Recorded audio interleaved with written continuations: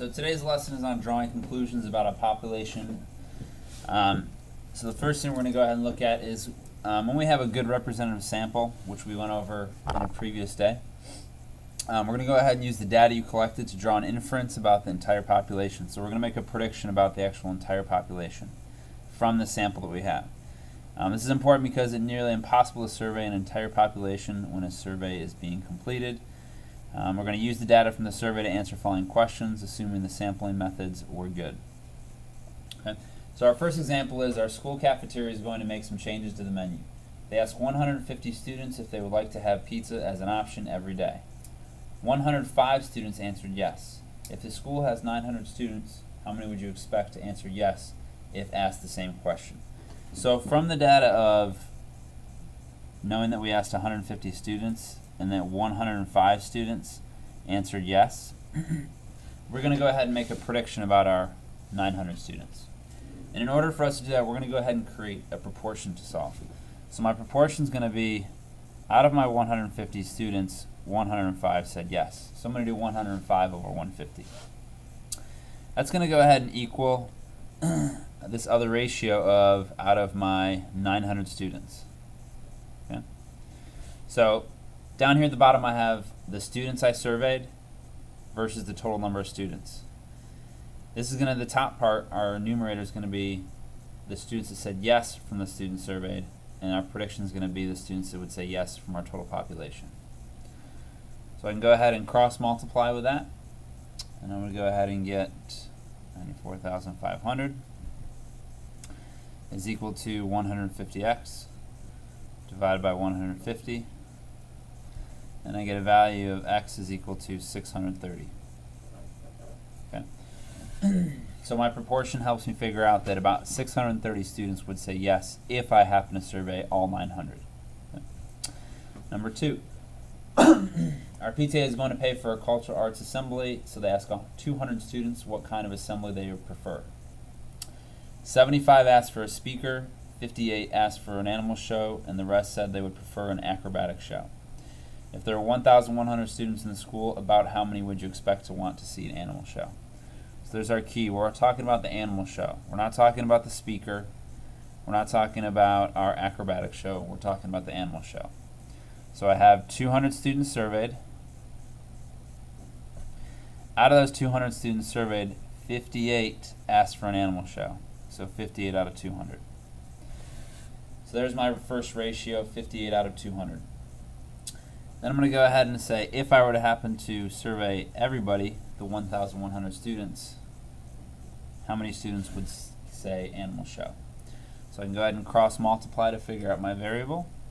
And I go ahead and get 63,800 is equal to 200x.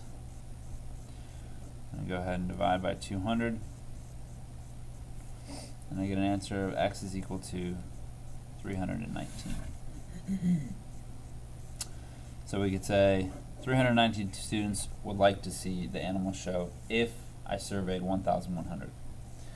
Alright, number 3, a team of researchers want to study the travel patterns of squirrels. They capture and tag 150 squirrels with a tracking device. Over the next 6 months, they collect data off of the tracking devices.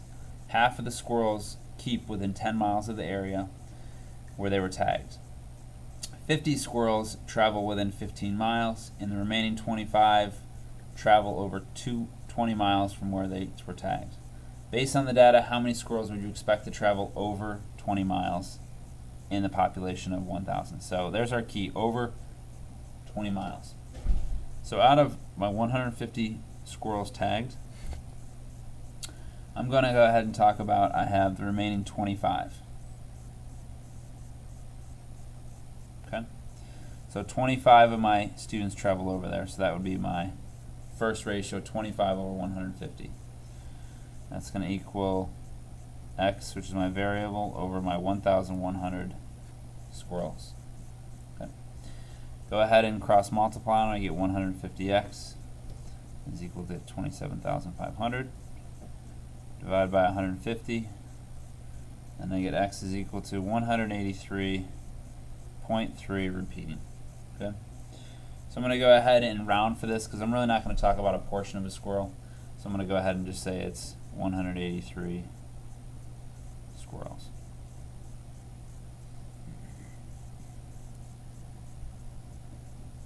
Okay. Let's say would travel over 20 miles.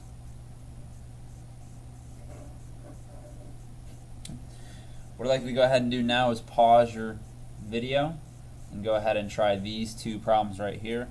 Make sure that you're creating correct ratios and proportions, and then go ahead and check to see how you did. Okay. So my first one, number 1,